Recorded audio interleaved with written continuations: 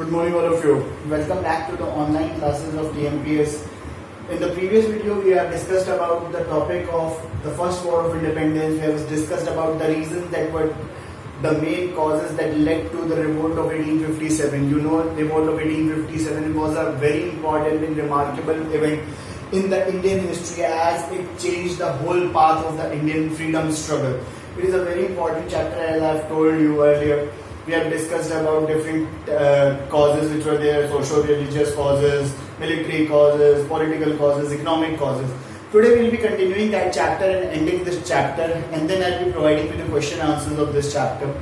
Now we will be discussing about the path of the revolt. I have told you that the path of the revolt is not so important, but we will be discussing so that you should remember it.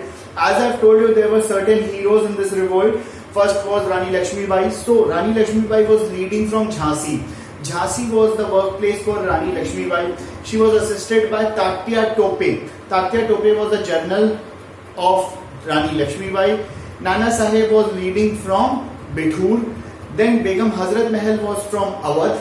In the same manner, Bahadur Shah Zafar. Bahadur Shah Zafar is the leader of the revolt of 1857. He is the leader of the revolt. He was basically the leader of the revolt of 1857. He led the whole combined forces of the Indians. And he was taking part from Delhi. Basically, he was leading the whole pack from Delhi. But the main problem was there that they were not able to control the fury of the Britishers, as they had various important machinery, artilleries that led to the decline of this revolt, and the Indians lost this revolt, which is also known as a failure in the Sepoy Mutiny and the revolt of 1857. But what happened, that it was a remarkable event which led to various things that was there. We'll be discussing about them one by one. I'll be telling you there were certain main officers in this which led to the defeat of the Indians. Hug Rose, H-U-G-H. Hug Rose was a person and a commander who was responsible for the dying of Rani Lakshmi Bai. She burned herself alive in a small hut so that she should not fall into the hand of the Britishers. In the same manner, when we will be continuing, the path of the revolt is now over.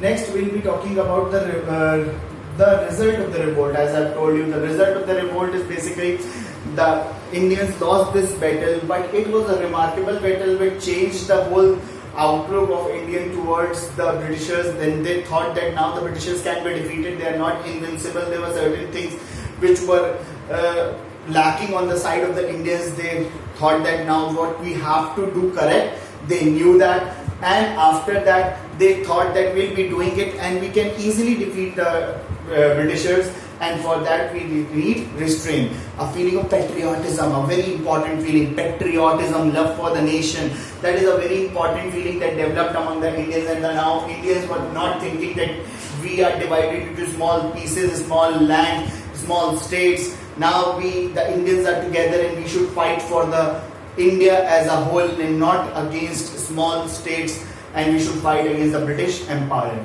Next, we'll be talking about the reasons that led to the defeat of this revolt of Indians in this revolt. The main reasons for the defeat of the Indians in this revolt was first, weak leadership. As I have told you that Bahadur Shah Zafar was weak, old leader, and he did not have a proper development skills. He did not have a proper fighting skills. He did not have a proper army. That is why there was a main reason that there was a weak leadership. Second, the revolt was fragmented and it started beforehand. What happened? The planning of the revolt was there that it should start at a particular date, but due to the firing of the arms by Mangal Pandey, it started before. And when it started before the time, it led to a chaos and it was not managed properly. Third, the revolt was only confined to the northern part of the countries. It was not there in the southern part of the country. So the southern part of the countries remained unaffected with this revolt. Fourth, there was weak military genius, as well as the army was not trained, well organized. Fifth, they had old and outdated machineries and artillery, guns, whereas warfare techniques, where the Britishers were having the new techniques of warfare. These were the reasons that led to the revolt, defeat of the Indians. There was one very important reason that many of the Indian rulers were supporting the Britishers, they were not supporting the Indians, that the Indians were not being supported by the Indians only, they were fighting among themselves for their own selfish motive. This was another reason that led to the decline of India in this revolt, or the defeat of India in this revolt. Next, what happened? That what was the significance of this revolt? A very important topic of this chapter. What was the significance? The reasons and significance. These are the two main things which are coming in your examination. First, the East India Company came to an end. From now on, what happened in 1858? In the year 1858, the Queen Proclamation was being passed. Queen Proclamation basically was that now India would not be under the East India Company and it would directly pass into the hands of the British Crown, the Queen's Crown, and now there would be certain new changes that would be there under the Queen's Proclamation. What were the changes that were there under the Queen Proclamation? That first, the East India Company would come to an end. Second, that the post of Governor General was being abolished and now the new post of Viceroy was created.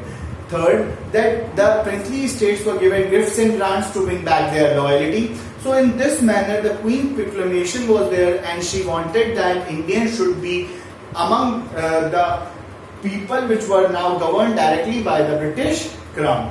After that, one very important thing, that it created a feeling of nationalism. I've told you that it was a very important revolt because it created a feeling of nationalism, patriotism among the Indians, as the Indians for the first time got united with each other. They thought that now we should not fight among ourselves in the name of religion, in the name of caste, color, creed. Now we should fight against a common enemy, that was the Britishers, and we should throw them out. So a feeling of patriotism developed, which is love for one's land, love for one's country, and they wanted to kill the Britishers, throw out the Britishers because they were not doing justice to the land. Next, what happened? That there was some reforms in the military organizations also. What happened? That Service Enlistment Act was taken back. Next, Enfield rifle was also called back. I've told you the Enfield rifles were called back. So in this manner, the Enfield rifle was called back. Now the Enfield rifle was no more in use. Next, the Indian salary was increased. And very important, the artillery division. Artillery means where the arms and ammunitions are kept. That divisions were taken away from the Indians, and it was being told now the British officer can only be in charge of an infantry and no Indian soldiers would be there. And next, the number of British soldiers in the army was also increased. Earlier what happened, the Indian soldiers were much more in the army as compared to the British soldiers. Now British soldiers ratio was 1:2. One British officer to 2 Indian soldiers. So number of British officers was also increased.